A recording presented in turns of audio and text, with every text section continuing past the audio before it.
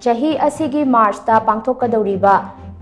Ringui'S Got Talent Season 10 gi audition round tha asigi kunmari dagi kunnipan Phaoba Pangthoklagani THAWAI YAOBA talent LEIBA singna audition round asida SHARUK YABIYU HAINA RGT Season 10 gi convener AC Raisingna appeal TOURAKLI Hiram asiga mari leinana ngasi Manipur Press Club da pangthokiba paugi mifam amada mahakna makata na hai March thada pangthokadouriba RGT Season 10 asigi mangoinana tha asigi tangkun marida Ukhrul District ki Megan Hills Viewland da tangkun mangada Senapati District ki Ora Restaurant da tangkun tarukta Tangmenglong District ki Hilltown Inn and Cafe aduga tangkun nipandana Imphal West District ki BT International Airport Hall da audition pangthokani season asigi illumination round na March ki tang tara mari amadi grand finale na March tara mangada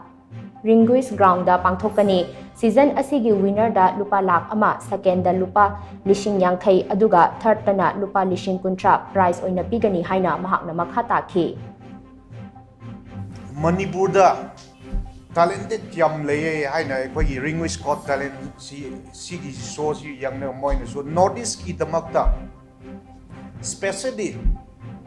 Manipur sida audition si pangthok chatningai tawr se haina Indian Got Talent gi organizing committee ga khoi tiu talk so wari sana khrabni aduba unfortunately lan si lakuna maram oiraga cancer tawthokre adubu suggestion ji yang naga next mathang dedi si gumba gi afaba platform ji amuga join event oina dum tawningai tawni aduna laktiba my dear friends media sing busu request tawning madi koi society koi iramdam naha sing yokat basida media sing gi thodang mayam chauna leye noi profession yam respect oye hojik shu due drops ki RGT season 10 si